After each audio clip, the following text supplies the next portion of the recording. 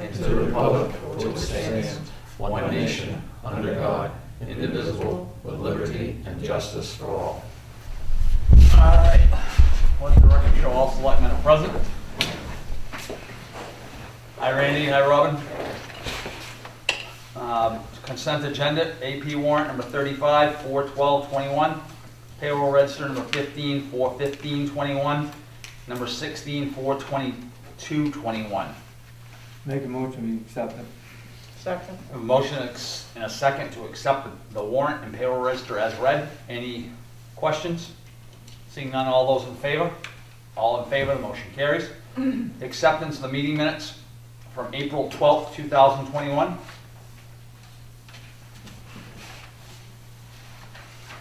I'll move to accept. Second.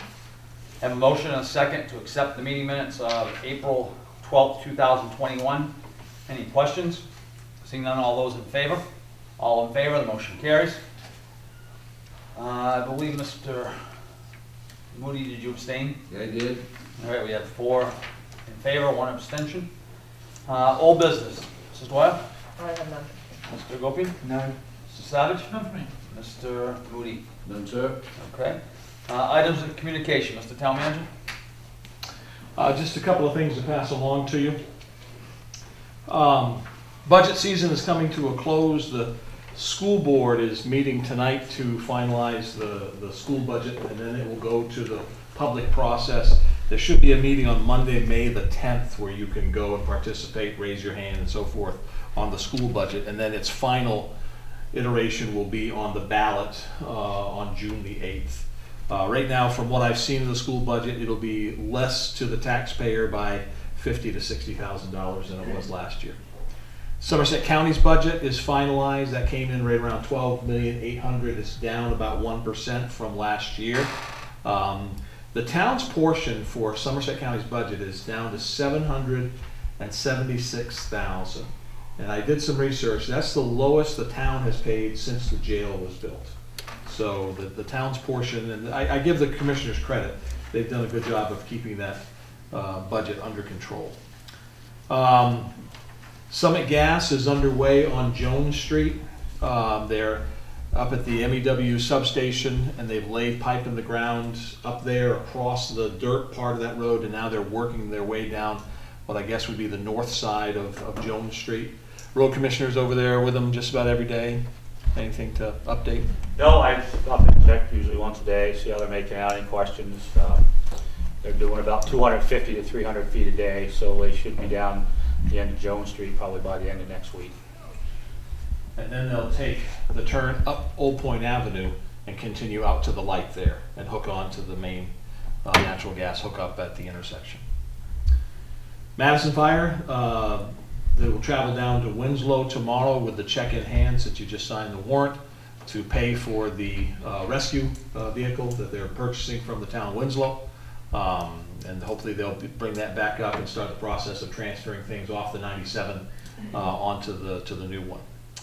And town reports are available. They're at the town office. They're out. Dedication was to former selectman and road commissioner and future selectman Glenn Manter, and he was pleasantly surprised. I think we were all pleased. I don't know how pleased he was to be surprised, but it was a nice little small, simple ceremony at the town office, just the way Glenn would have wanted it. And that's all I've got. All right, thank you. New business. I'd like to open a public hearing to take comment on the proposed ordinance to prohibit needle exchange programs, NEPS, within the town of Madison. The public hearing is now open. It's at 6:35. So I will just make a couple of comments here, and there was some comment that was emailed to me. I wanted to at least include it into the record. And I know that there are some folks that have joined us via Zoom. So just to recap, the town of Skowhegan at their last town meeting last year in September passed an ordinance that regulates needle exchange programs. If there were such a program in Skowhegan, it would have to work in conjunction with the police department, their planning board. It would have to be in a brick and mortar building. It couldn't be operated out of a back seat of a car or trunk of a vehicle. Skowhegan made that choice. I brought that recommendation to this board. This board said, no, we don't want to regulate, we want to prohibit. So I watched another town up in Solon. They passed a prohibition ordinance at their town meeting, and I basically took that language and talked with the selectmen up in Solon to see how they came about that. Just for full disclosure, Solon did not have an attorney look at theirs. They based it on simply on home rule. In other words, the state allows municipalities to make decisions like this, and that's where they put that into place. So the ordinance that we have drafted that's had a couple of go-rounds in public meetings and is now in front of you for a public hearing before it goes to town meeting is based very closely on Solon's program, which is very cut and dry. It's just a prohibition of needle exchange programs to be held in the town limits of Madison. And like I said, we did get some comment via email, and I wanted to pass that along to you. It's in your packets, but I'll just quickly read the letter that was signed by a number of people in the area that are in the medical community. And it simply says, "Dear Town of Madison, I'm writing to ask the Town of Madison to consider allowing for needle exchange programs and disposal sites. While these services are available in Skowhegan, many people do not have access to reliable transportation. This provides a barrier to accessing these services. Providing sterile syringes is a simple, cost-effective method of saving lives. Intravenous drug use remains a major contributor to HIV and hepatitis C infections. Needle exchange programs are associated with an estimated 50% reduction in HIV and hepatitis C. Needle exchange programs can provide access to sterile needles and syringes, facilitate safe disposal of used syringes, and provide a link to other important services such as referral for treatment, screening for infectious diseases, information on overdose prevention, and vaccinations for hepatitis A and B. Thank you for your time and consideration." So at this point, I didn't know if there was any public comment from those who are participating in the meeting via Zoom. I believe we have 3 people on the Zoom call at this point. I get 4. Okay. And at this point, I'll turn it over. Does anybody that is joining by Zoom have any comments on this proposed needle exchange prohibition?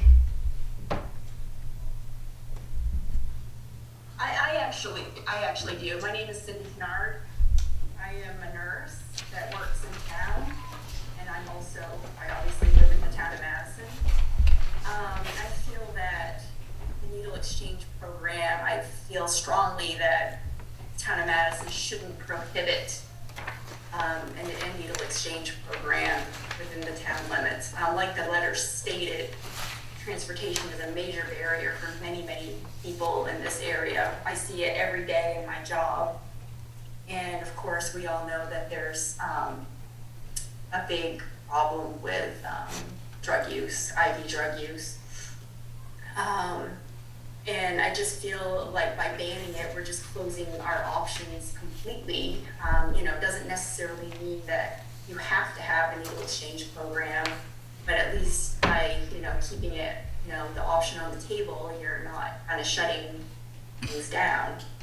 I just, as far as like a concerned citizen, when my kids are older now, we don't go to the playground anymore, but it was quite a few years ago. We would see, like, I saw a dirty needle and a crack pipe on the playground, on the ground, right on, in the playground where kids play.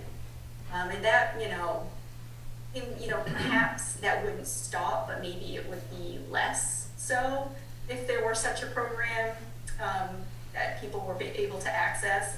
Also, on the walking trails by the river, that's a big problem with, needles. I was just there last weekend and it was pretty clean, but in the past, we have found needles in, trash.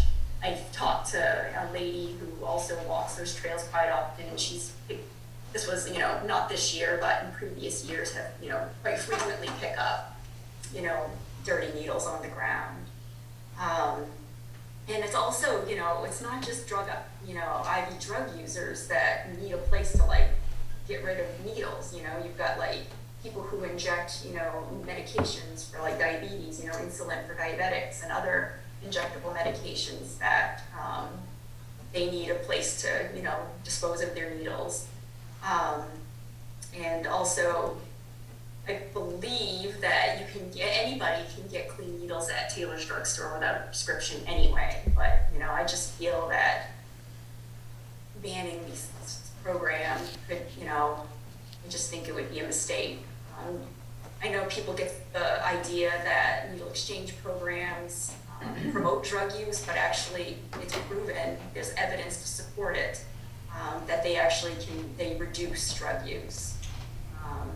And I just feel that perhaps, you know, more education and information might be needed to maybe, you know, see the benefit of such programs. And that's all I have to say. Thank you for listening. Thank you, Cindy. Any other comments? So I have a question, I guess. So a place like Taylor's, do they collect needles? I don't know the answer to that. No, question. I don't believe Taylor's takes in dirty needles. They just, if you, They have They them will- products. have them. They have clean ones to give out without a prescription, and I think there's limited amounts people can get, but you can have access to clean needles without a prescription at Taylor's, as well as any pharmacy, I believe. So there's really, right now, there's no place to just, you know, for someone to go and dispose of used needles, you know, close by. I think the closest place that I know of is Maine General Air in Waterville, and, you know, of course, you know, that's a half hour away. so there's nothing in Skowhegan either? Not that I know of. No, the hospital doesn't deal with it. The hospital doesn't do an exchange, and they don't offer a place to take dirty needles. I have a question. Yes. If we do this so-called ban, does that mean we can't revisit it later if more information comes forward? So when you're taking a ordinance to town meeting, assuming it passes town meeting as it is, if the town wanted to revisit it later, or if there was an organization that seemed to be more, you know, inclined to do something like this, like a health center, then you could, you would have to bring that to town meeting to get the ordinance amended. I see. So it is a little bit more of a laborious process, but it's the process we have. Also, if I may, if no one steps up to the plate to do anything right now, is a ban necessary? This is kind of the way this all originated, is because it kind of got the cart before the horse in Skowhegan. Right. The CDC, my understanding, the CDC identified Skowhegan as a place that needed help with needle exchange programs. And the CDC is the one that sponsors these needle exchange programs. They were looking for someone to take it. Reddington Fairview did not. Somerset Public Health did not. Maine General said they would, even though they would have to kind of come into that territory. And that's where this group, Maine Access Points, which is a fairly progressive group out of Portland, they said, we'll do it. And they moved into Skowhegan with a mobile program where exchanges were done out of vehicles. And the sheriff never knew about it, Skowhegan Police didn't know about it, the planning board didn't know about it, the select board didn't know about it. And that got everybody kind of up in arms about it. So at this point, we're not aware of any program or any agency that wants to do a program in Madison. And Madison hasn't been highlighted by the CDC as an area that needs something like this, like they did with Skowhegan. So, I think the original intent was that we were gonna put some controls on a program if it did come. It had to be in a brick and mortar building, it had to be to the specifications that we wanted. And when we got to this point of talking to the selectmen, we realized that it sounded like we didn't wanna have it at all. right. So, I mean, that's kind of, I Right, mean, well, that's- we started at more of a control mechanism than a not do it at all. Yeah. Well, as Tim indicated, I think they have the cart before the horse, and there's gotta be a little bit more information, I think, to provide something like that. Okay. So, any other public comment? Just so everybody knows, what we'll do is, at our next meeting, we have a bunch of things to send to town meeting. We'll take those up one at a time and vote yes or no to send them to town meeting. And public certainly can come back for that, and kind of, we can have a discussion about what we should be doing with it. Before you close, I just wanted to clarify, anybody else on Zoom that wanted to comment? Yeah. Yes, please. Go ahead. Go ahead. Yeah. I just hate to see us shut the door with a mighty slam, and this seems to be a serious health issue. And if there's an organization who knows what they're doing and is able to run the program, it seems to me like a common sense thing to do. Thank you, Gene. Thank you, Chief. So again, as I said, we'll take this up at the next meeting, and we will discuss again and come up with an answer for taking it to town meeting. Robin? Will town meeting be in person Sorry. or will it have to be? We are hoping it is going to be yes, but our plan right now is yes. Okay. Robin? Hi, thanks. First of all, as a person who does have injectable medications, a place to be able to dispose of my syringes would be awesome. That's closer. I do know that Reddington Fairview's laboratory will take your used needles as long as they're in one of the red buckets. Okay. But otherwise, anything else will be, like Gene said, in Waterville. Okay. All right, thank you. Any other comments? All right, at this time I'll declare the public hearing closed at 6:48. And we'll move on. Thank you for your comments. Number 2, discuss tax acquired property. All right, what we're looking at tonight are the 3 bids that came in for the property at 1162 Lakewood Road.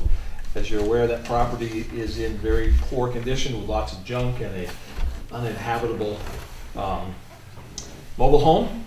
And first thing, the good news is the tenant that was living in that mobile home has moved out. And so she's found a place to live, and she's living at that new place now, and she's in the process of cleaning up a few things that are hers that she wants to transfer over there.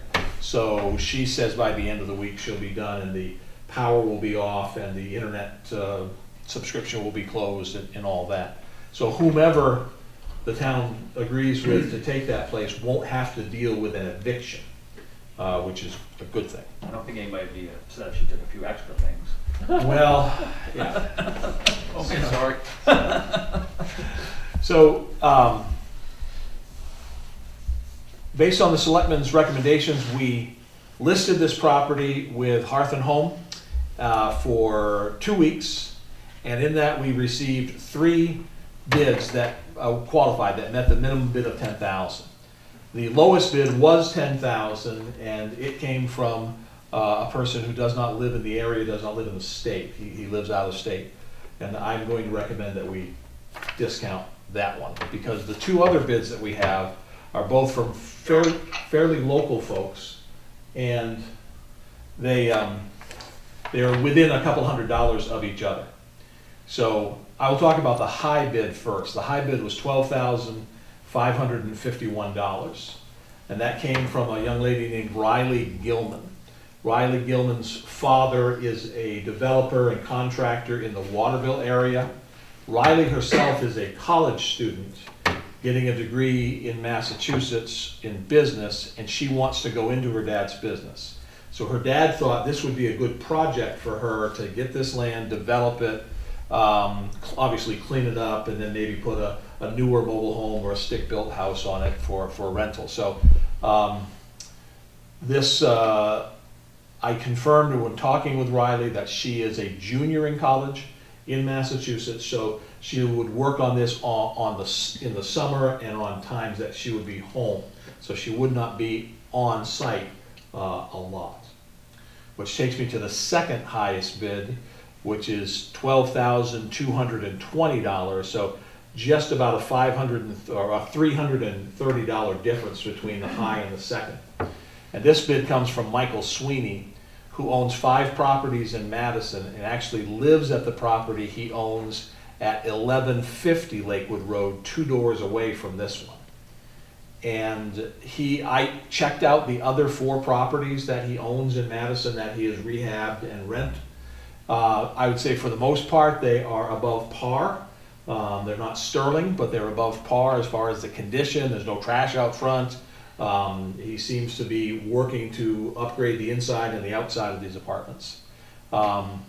So his intention for it is obviously he would clean it up, and most likely he would build a garage on the premises for his business, since it's only 2 doors away from where he lives, with the intention that in the future he would also put a fairly new mobile home on there with the garage and then rent it or sell it. Based on his track record in town, most likely he would keep it as a rental unit. So let me add one more piece to this, and then I'll make my recommendation. The other piece is, as I mentioned, the tenant is leaving. Well, as the tenant is leaving, the former owner has taken liberties to come and drop trash, furniture, mattresses, couches on the property, knowing that someone else is going to have to clean it up. I have her phone number. I've tried to reach out to her, obviously to tell her to stop doing this sort of thing. Technically, it is trespassing. But that just kind of gives you an idea of the folks that we're dealing with here.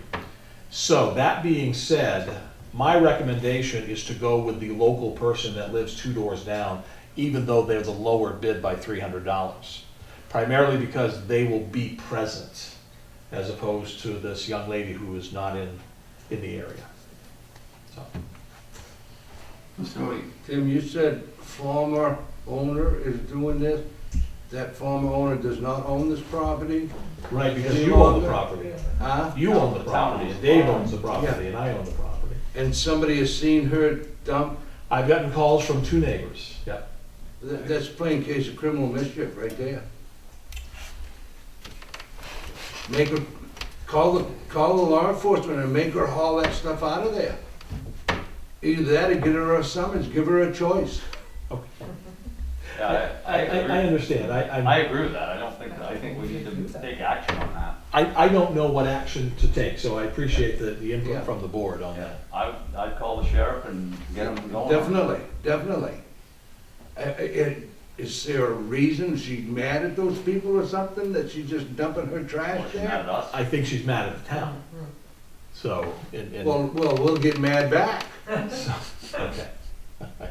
I did No, have that to, needs to be addressed. If we start allowing that, I mean, you're gonna start setting a precedence. You didn't do it to so-and-so, why are you doing it to me? well, I did try to track her down, see where she was living, and I think I have a pretty good idea. Yeah, I think we should make a complaint with our law enforcement. That's my idea of it. At least find out where they would go with it. Well, they're gonna ask you, what do you want done? Whatever, the extent of what you can do. I would think. All right. I will follow up with that. I guess we really wouldn't be too upset if they took some extra stuff. All right, so Are you okay with the exchange policy? If they take a mattress, leave a mattress, take a couch, leave a couch? That doesn't work either. Okay, all right. You gotta clarify these things. All right, so what are we looking to do here? Anybody want to make a motion? I'll make a motion that we do what Tim suggested. All right, have a second? All right, we have a motion and a second to award the bid to It'll be Michael Sweeney Michael Sweeney Jr. Jr. for $12,220. Correct. And I'm going to take the liberty to just ask if you would add to the motion, authorize me to go to closing on May 7th, because that's what they've agreed to. All right. So if that works with the motion, then We have a motion and a second to award the bill to Michael Sweeney Jr. for $12,220 and to go to closing on May 7th. Any other questions? Seeing none, all those in favor? All in favor, the motion carries. We have a bidder. Well, we have a property on there, I guess. Yep, and at the, I mean, I've already met with these folks, and they have the wherewithal, they have the, equipment to clean this all off, get it all cleaned up, and we can, work on some assurities of that at closing as to what their time frame is. They've indicated that they're ready to start right away. That was gonna be my question, what's the time frame? Yeah, now, I think they can do it in 60 days, maybe even like 30 days, Yep. so. Somebody keeps adding to it. All right, number 3, discuss highway one-ton truck bids. So you should have had a separate sheet of paper passed out to you. Road Commissioner got this to me today.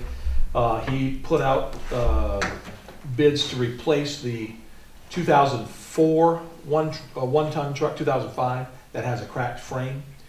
So all of these dealers that bid on this are including the trade figure. So these are net prices less a trade, and they all understand the condition of our current one-ton.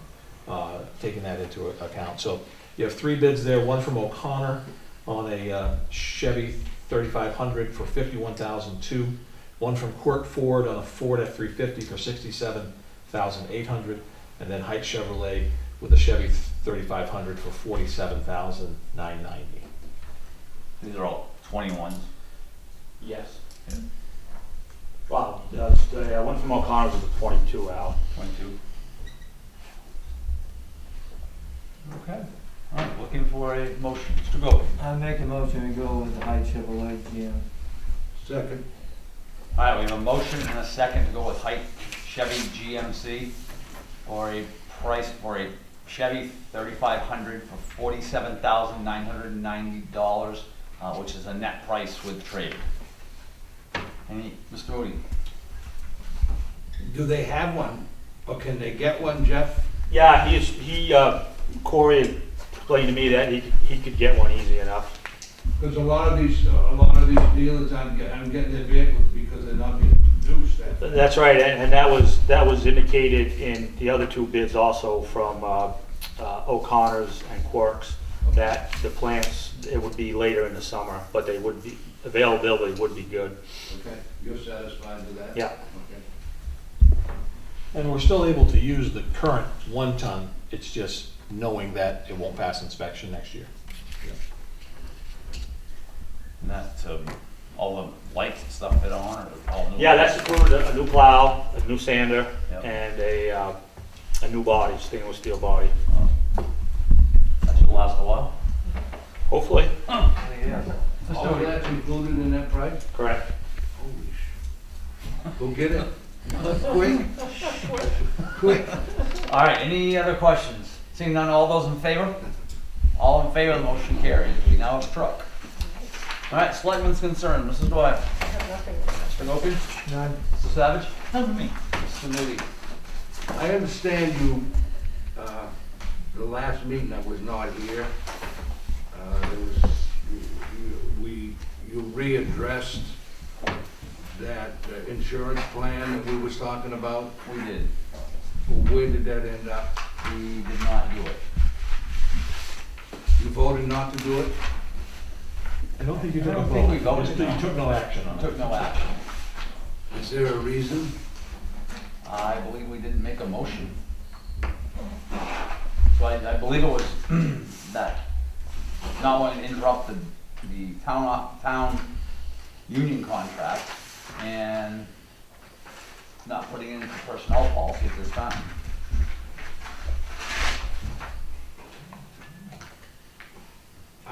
I I guess I'm not clear on this. So what you're saying is you do not want to address it at this time? You don't I want, believe that was kind of what we. don't want to engage with it at this time? Right, Just left it open? right. Okay. Is there a reason why? I can tell you why I voted that way. Okay.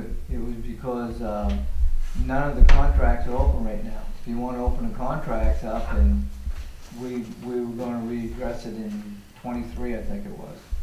22. 22? The contract goes through 23. 23. 23, yeah. Okay. I was just wondering what the reason was.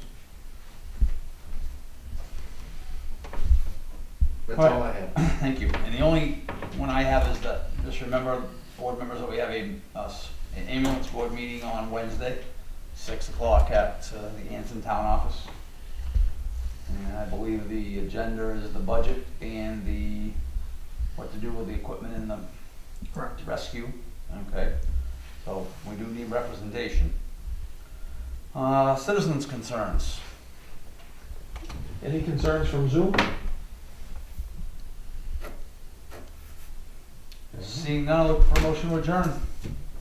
So moved. Have a motion and a second to adjourn. All those in favor?